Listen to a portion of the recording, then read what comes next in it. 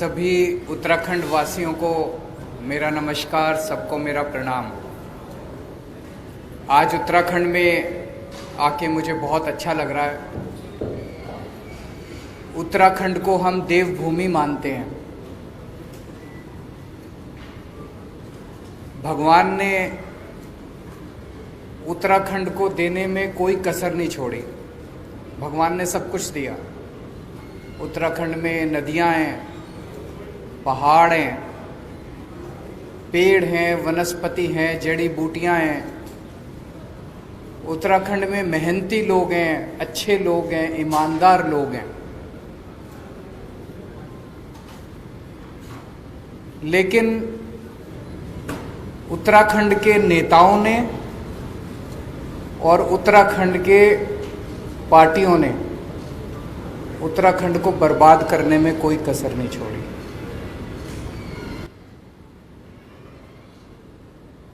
आज उत्तराखंड के अंदर दो पार्टियां हैं।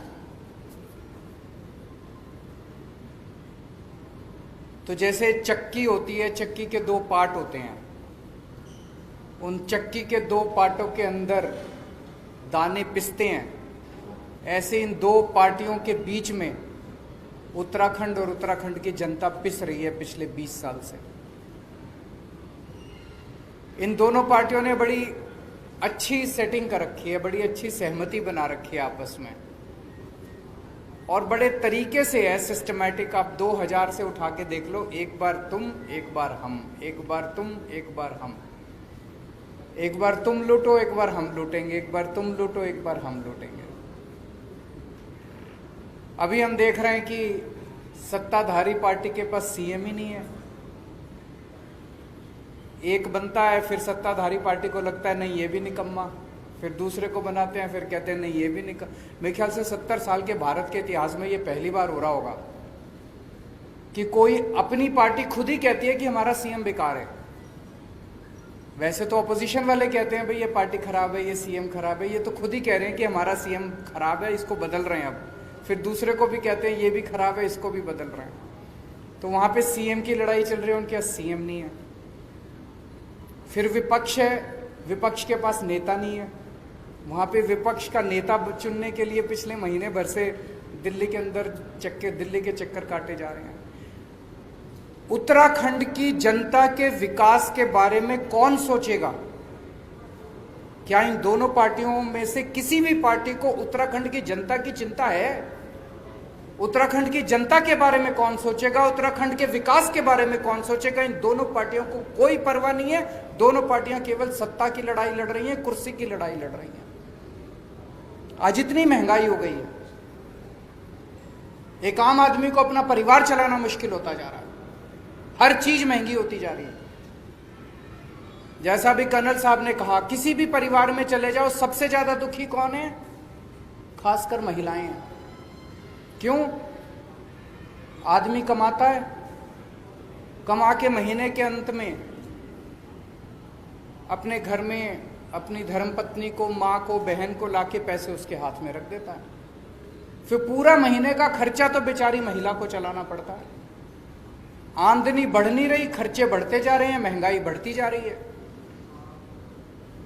मेरा ये कहना है कि उत्तराखंड जो कि बिजली बनाता है, जो कि दूसरे राज्यों को बिजली देता है, दूसरे राज्यों को बिजली बेचता है, उत्तराखंड के अपने वासियों को बिजली इतनी महंगी क्यों मिलती है? क्या कभी किसी भी सरकार ने उत्तराखंड वासियों को फ्री में बिजली या सस्ती बिजली देने के बारे में सोचा? नहीं सोचा। उनके पास टाइम ही नहीं है। वो तो अपनी सत्ता की लड़ाई में लगे हुए हैं। जब टेहरी बांध बनाया गया था, टेहरी बांध बनाने के लिए जिन लोगों की जमीनें ली गई थी, जिन लोगों के रिसोर्सेज लिए गए थे, उनको वादा किया गया था कि तुम लोगों को कम से कम फ्री में बिजली दी जाएगी। किया गया था कि नहीं किया गया? क्या उनको फ्री में आज तक बिजली मिली? उनको भी बिजली नहीं दी। जो उनको वादा था, उनको भी बिजली फ्री में नहीं दी। कुछ दिन पहले, अभी 4-5 दिन पहले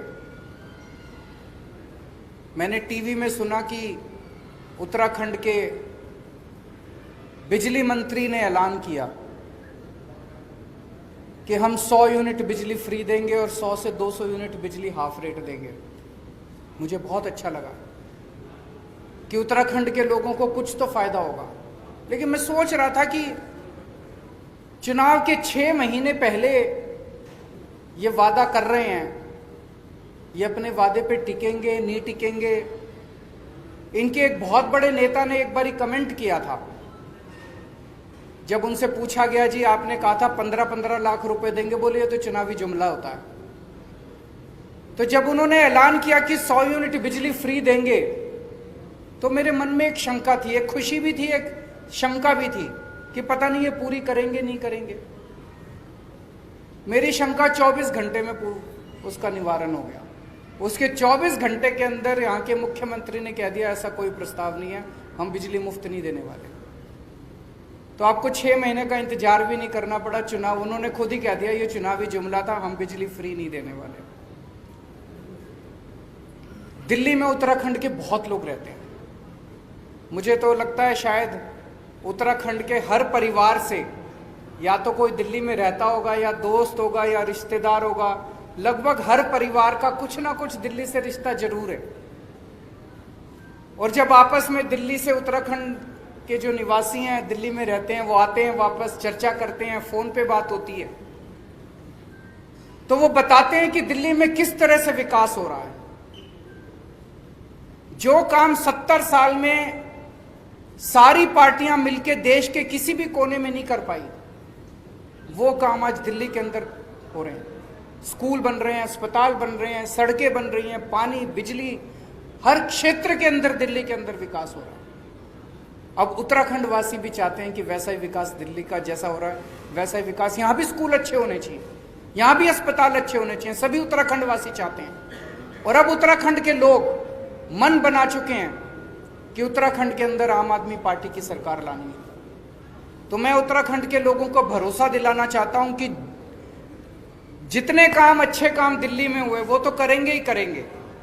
स्कूल भी अच्छे बनाएंगे, अस्पताल भी अच्छे बनाएंगे, बिजली भी अच्छी करेंगे, पानी भी अच्छा करेंगे, यहाँ पे खेती भी अच्छी करेंगे, कानून व्यवस्था भी, और भी खूब सारे अच्छे काम करेंगे।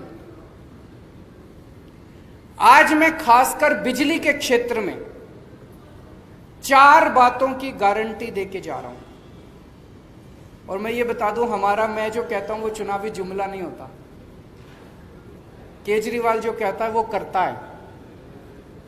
आज जो मैं कह रहा हूं वो केजरीवाल की गारंटी है। 4 बातों की गारंटी दे रहा हूं मैं बिजली के क्षेत्र में। ये हमारी पहली गारंटी है। पहली गारंटी का मतलब अगले महीने फिर आऊंगा एक और बात करने के लिए, फिर उसके अगले महीने फिर आऊंगा एक और बात करने के लिए। आज बिजली के क्षेत्र में 4 बातों की गारंटी देके जा रहा हूं। पहली चीज, जैसे दिल्ली में करके दिखाया वैसे ही उत्तराखंड के अंदर हमारी सरकार बनेगी। 300 यूनिट बिजली तक हर परिवार को मुफ्त बिजली दी जाएगी। दिल्ली में 200 यूनिट बिजली मुफ्त मिलती है,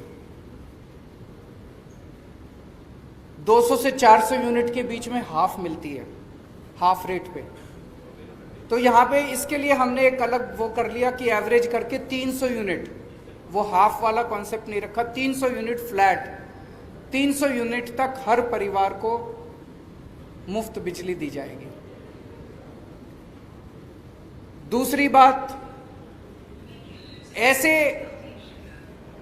पिछले कई महीनों से हमारे कार्यकर्ता गांव-गांव जा रहे हैं, घर-घर जा रहे हैं। ऐसे कई परिवार देखने को मिले, ऐसे कई बिल देखने को मिले कि लोगों के गलत बिल आए हुए हैं। और कई बार होता है कि जानबूझ के गलत भेजे जाते हैं। 60,000 का बिल भेज दिया, अब वो बेचारा जब ठीक कराने जाता है तो उसको कहते हैं 10,000 दे दे, तेरा बिल माफ कर देंगे। होता है ना कई बार, जबरदस्ती के झूठे बिल भेजे जाते हैं। अब बेचारा चक्कर काट रहा है, चक्कर पे चक्कर काट रहा है। इतने बड़े स्तर के ऊपर गलत बिल आए हुए हैं कि उनको अगर ठीक करने के लिए सारी मशीनरी भी लगानी पड़े तो वो कम पड़ जाएगी। तो दूसरी बात, पुराने बिल माफ किए जाएंगे, पुराने बिल नहीं देने पड़ेंगे, एक नए सिरे से शुरुआत की जाएगी। तीसरी चीज, कोई पावर कट नहीं लगेगा। दिल्ली में करके दिखाया हमने। उत्तराखंड में 24 घंटे बिजली देंगे। फ्री बिजली का यह मतलब नहीं है कि बिजली कम देंगे, पूरी बिजली देंगे, 24 घंटे बिजली देंगे, मुफ्त बिजली देंगे। दिल्ली में जब मैं मुख्यमंत्री बना 2015 में, जब दूसरी बार हमारी सरकार बनी थी, मेरे को याद है 2014 की गर्मियां, दिल्ली में 7-7, 8-8 घंटे के पावर कट लगते थे। बहुत बुरा हाल था दिल्ली के अंदर, इतने पावर कट लगते थे। मुख्यमंत्री बनने के बाद मैंने और मेरे मंत्रियों ने और मेरे विधायकों ने गली गली जा जाके, मोहल्ले मोहल्ले में जा जाके तारें बदलवाई, ट्रांसफार्मर बदलवाए, खड़े होके, जैसे अपने घर का काम कराते हैं ना जब घर की, वैसे खड़े होके हमने ट्रांसफार्मर चेंज करवाए, तारें चेंज करवाई, रिप्लेस कराई। और आज दिल्ली के अंदर 24 घंटे बिजली है। लोगों ने इन्वर्टर इस्तेमाल करने बंद कर दिए, जनरेटर इस्तेमाल करने बंद कर दिए। उत्तराखंड में भी बिजली की कमी नहीं है, उत्तराखंड में बिजली बहुत है कि नहीं है? उत्तराखंड तो दूसरों को बिजली देता है, फिर भी बिजली के पावर कट लगते हैं। क्यों लगते हैं? तो उत्तराखंड में कोई पावर कट नहीं होगा। ये तीसरी बात। और चौथी बात, किसानों को, उत्तराखंड के किसानों को मुफ्त बिजली दी जाएगी। आज एक किसान बेचारा गरीब आदमी है, सबसे गरीब आदमी है, और उस किसान से भी हम बिजली के पैसे लेते हैं। अगर उसको थोड़ी सी हम सहूलियत दे देंगे तो उसकी जेब में थोड़े से पैसे आ जाएंगे, उसकी जेब में थोड़े से पैसे आएंगे तो अपने बच्चों को और अच्छी तरह पाल लेगा। तो चौथी बात, किसानों की बिजली, खेती की बिजली मुफ्त की जाएगी। आज ये बिजली के क्षेत्र में हमारी पहली गारंटी है। 4 बातों की मैं गारंटी दे रहा हूं। हमारी सरकार बनने के बाद पहली कलम से आपकी 300 यूनिट बिजली मुफ्त कर दी जाएगी। मैं ऐसे भी नहीं कह रहा कि सरकार बनने के 5 साल के बाद चुनाव के टाइम हमारे को याद आएगा हमारा वादा। सबसे पहले सरकार बनने के बाद पहली कलम से आपकी 300 यूनिट बिजली मुफ्त की जाएगी, किसानों की बिजली मुफ्त की जाएगी और पुराने बिल माफ किए जाएंगे। 24 घंटे बिजली करने के लिए समय लगेगा, 3-4 साल लगेंगे। सारा नेटवर्क जो है, इसमें जितनी कमियां हैं, ट्रांसफार्मर बदलने हैं, ये है वो है, पुराना नेटवर्क है, इसको ठीक करने में समय लगेगा। उसके वो भी करेंगे, लेकिन 3-4 साल के अंदर ऐसी व्यवस्था कर देंगे, मॉडर्न नेटवर्क होगा बिजली का, 24 घंटे बिजली की व्यवस्था करेंगे। मैं समझता हूं कि आज की इस घोषणा के बाद उत्तराखंड के हर व्यक्ति को खुशी होगी, हर परिवार को खुशी होगी, लेकिन सबसे ज्यादा खुशी उत्तराखंड की महिलाओं को होगी। जैसा मैंने कहा कि एक महिला को सबसे ज्यादा बर्दाश्त करना पड़ता है अगर महंगाई होती है तो। शुक्रिया। अगर आपके कोई प्रश्न है तो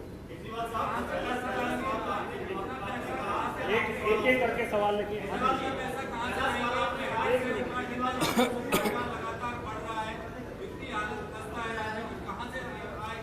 वो भाई साहब ने बड़ा अच्छा प्रश्न पूछा। 1 मिनट में प्रश्न रिपीट कर देता हूं। उन्होंने कहा कि उत्तराखंड की सरकार घाटे में चल रही है, उत्तराखंड के पास पैसा नहीं है, इतना पैसा कहां से आएगा? आपकी जानकारी के लिए बता दूं, जब दिल्ली में हमारी सरकार बनी थी, दिल्ली सरकार भी घाटे में चला करती थी। आज 5 साल के बाद दिल्ली सरकार नफे में चल रही है। ये मैं नहीं कह रहा, सीएजी की रिपोर्ट जो आई है पिछली, वो कह रही है कि पूरे देश में अकेली एक ही सरकार है पूरे देश में, दिल्ली सरकार, जो कि नफे में चल रही है। बाकी सारी सरकारें घाटे में चल रही है। नंबर 1। नंबर 2, आज ये जो ऐलान किए गए हैं, हम सारी कैलकुलेशन करके आए हैं, सारी प्लानिंग करके आए हैं, हवा में नहीं कर रहे। 1200 करोड़ रुपए का खर्चा आएगा टोटल। उत्तराखंड का बजट 50,000 करोड़ है। 50,000 करोड़ में से 1200 करोड़ रुपए निकालना कोई मुश्किल बात नहीं है। दिल्ली का बजट 60,000 करोड़ है। 60,000 करोड़ में हमारी दिल्ली में बजट बिजली की सब्सिडी 2200 करोड़ रुपए आती है। अगर हम 60,000 करोड़ में से 2200 करोड़ निकाल लेते हैं दिल्ली में, तो उत्तराखंड में से 50,000 करोड़ में से 1000 करोड़ तो निकाल ही लेंगे। एक बात। दूसरी बात, आज आपके सामने गवर्नेंस के 2 मॉडल हैं। आपको तय करना है कि आप कौन सा मॉडल चाहते हैं। एक मॉडल है इन दोनों पार्टियों का। इस मॉडल में सरकारें घाटे में चलती हैं, जम के भ्रष्टाचार होता है, स्कूल बर्बाद हैं, अस्पताल बर्बाद हैं, बिजली महंगी है और पावर कट लगते हैं। दूसरा मॉडल है नफे में बजट है, शानदार स्कूल बन रहे हैं, शानदार अस्पताल बन रहे हैं, बिजली मुफ्त है और 24 घंटे बिजली है। आप तय कर लो आपको कौन सा मॉडल चाहिए। अगर हम बिजली मुफ्त कर रहे हैं, आज मैं आपको वादा करके जा रहा हूं अगले 5 साल के अंदर किसी भी चीज के ऊपर टैक्स नहीं बढ़ाया जाएगा। आपसे एक्स्ट्रा टैक्स नहीं लेंगे, हम एक्स्ट्रा लोन नहीं लेंगे। कहां से लाएंगे पैसा? चोरी रोकेंगे, भ्रष्टाचार रोकेंगे, भ्रष्टाचार रोक के अगर पैसा बचाएंगे और आपकी जेब में डालेंगे तो आप तो खुशी हो गए।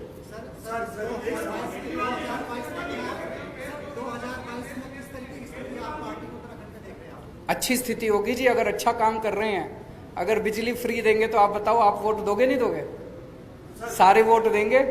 जिस जिसको अच्छे स्कूल चाहिए, जिस जिसको अच्छे अस्पताल चाहिए, जिस जिसको 24 घंटे बिजली चाहिए, जिस जिसको फ्री बिजली चाहिए, सब देंगे वोट। एक मिनट, वो काफी देर से बोल रहे हैं। एक उनको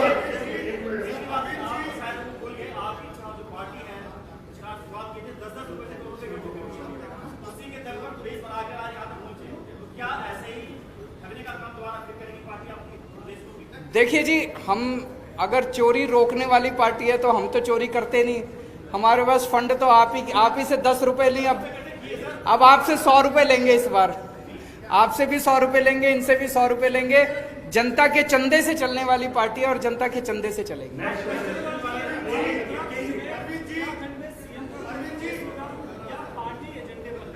सीएम का फेस होगा।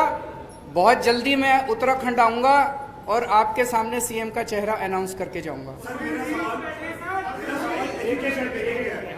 एक मिनट, ये काफी देर से बेचारे। मेरा सवाल एजुकेशन पे लेके है, जहां उत्तराखंडी देहरादून वासी बेपना उत्पीड़न हो रहा है, अत्याचार हो रहा है फीस को लेके। स्कूलों की दशा बहुत खराब है, जहां एनुअल फीस और स्कूल फीस बाउंसिंग होने के बाद बच्चों को स्कूल से क्लास से उठा के ऑफिस में जमा कर दिया जाता है और उसके पेरेंट्स को बुलाया जाता है। इस शिक्षा के विभाग को लेकर आप क्या सोचते हैं? मैं आपसे 100% सहमत हूं जी। एक आज दो, इसमें थोड़ा सा मेरे को वक्त देना। ये मेरे बड़ा प्रिय मेरे विषय है, मेरे दिल के बहुत क्लोज विषय है। केवल मेरे नहीं, मुझे लगता है आम आदमी पार्टी के हर व्यक्ति के क्लोज विषय, शिक्षा का विषय। आज हमारे देश में 2 तरह की शिक्षा व्यवस्था है, एक पैसे वालों के लिए और एक गरीब के लिए। गरीब अपने बच्चों को सरकारी स्कूल में भेजने के लिए मजबूर है। मैं इसलिए मजबूर कह रहा हूं कि वो भेजना नहीं चाहता, क्योंकि सरकारी स्कूलों की हालत बहुत खराब है कि नहीं है? जिसकी जेब में थोड़ा सा पैसा आ जाए वो एक वक्त की रोटी काट के अपने बच्चे को प्राइवेट स्कूल में भेजना चाहता है। और प्राइवेट स्कूलों में, सारे स्कूल खराब नहीं है, लेकिन प्राइवेट स्कूलों में कईयों ने गुंडागर्दी मचा रखी है। अनाप शनाप पैसे लेते हैं, library charge, development charge, picnic charge, फलाना चार्ज, ढिमका चार्ज, इतने चार्ज लगा रखे हैं, आदमी बेचारा पिस जाता है। दिल्ली में हमने 2 काम करे। एक तो सरकारी स्कूल इतने शानदार कर दिए कि अब बड़े बड़े अच्छे मिडिल क्लास के लोग भी अपने बच्चों को प्राइवेट से निकाल के सरकारी में भर्ती करा रहे हैं। भारत में 75 साल आजादी के हो गए, कभी ऐसा नहीं हुआ कि किसी प्रदेश के अंदर सरकारी स्कूल इतने शानदार हुए हों। मैं आप सारे मीडिया वालों को आमंत्रित करता हूं, आइए मेरे स्कूल देखिए दिल्ली के अंदर, आइए हमारे स्कूल देखिए। हाथ कंगन को आरसी क्या, मैं अगर झूठ बोलूं तो आप आके देखो, अपने दोस्तों को फोन करके पूछो। और दूसरी चीज, 5 साल से दिल्ली के अंदर प्राइवेट स्कूलों को फीस नहीं बढ़ाने दी। जिस स्कूल ने फीस बढ़ाने की हिम्मत की, उस स्कूल को फीस केवल कम नहीं कराई, बच्चों के पैसे वापस कराए हैं। ढेरों स्कूल ऐसे हैं जहां पे बच्चों के अकाउंट में, पेरेंट्स के अकाउंट में पैसे वापस गए हैं। तो इसीलिए आम आदमी पार्टी की सरकार बनवाई, आपके पैसे वापस कराएंगे हम।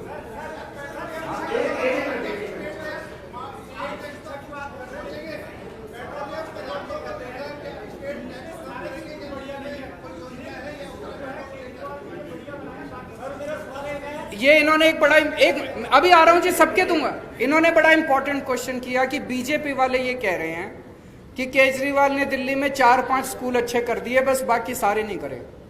सर यहाँ की दिशा और दिशा बदलेगी। मैं आपसे सबसे आपको आमंत्रित करता हूं, आप दिल्ली के किसी सरकारी स्कूल में चले जाओ दिल्ली सरकार के, और आप वहां पे फोटो खींच के मेरे को भेज देना, अच्छा लगे या बुरा लगे। किसी भी सरकारी स्कूल में जाके आप देख लेना। एक मिनट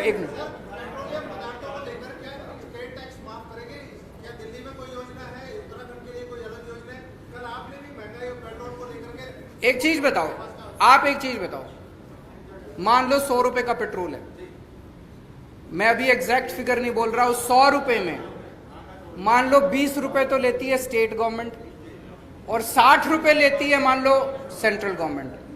कम किसको करने चाहिए? सेंटर को कम। एक मिनट सुनो तो सही, मेरी बात तो सुन लो। जितनी भी राज्य सरकारें हैं वो सारी राज्य सरकारें बेचारे छोटे से रेवेन्यू पे चलती हैं, इतना सा तो रेवेन्यू है, सेंटर बढ़ाती जा रही है, आप कहते हो स्टेट कम करे, तो स्टेट चलेगा कैसे? आपको डिमांड करनी चाहिए कि सेंटर कम करे। सेंटर ने ये सेंटर जो इतनी टैक्स पे टैक्स इंटरनेशनल लेवल पे तेल के दाम घटते जा रहे हैं और हमारी केंद्र सरकार टैक्स बढ़ाती जा रही है, तो ये तो सही नहीं है। लास्ट क्वेश्चन,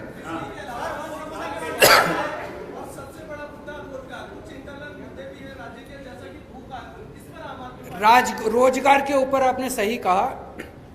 हमारी पार्टी के अंदर आजकल कर्नल साहब जो हैं युवाओं के बीच में घूम रहे हैं, युवाओं के बीच में बातचीत कर रहे हैं। रोजगार को लेके हमारी पार्टी के अंदर पूरा प्लान बन रहा है। अगले कुछ महीने के अंदर मैं दोबारा आपके बीच में आऊंगा, रोजगार के ऊपर कुछ ना कुछ आपके साथ साझा करूंगा।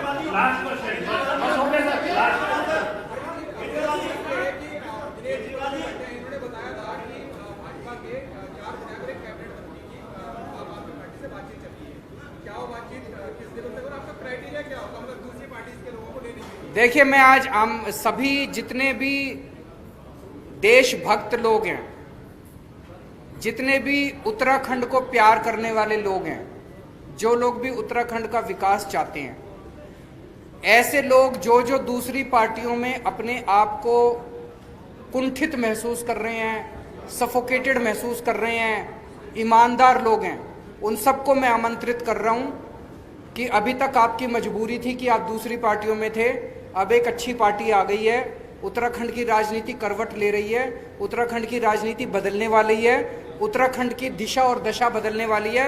आप सब लोग आइए और आम आदमी पार्टी ज्वाइन कीजिए। बहुत बहुत धन्यवाद, शुक्रिया।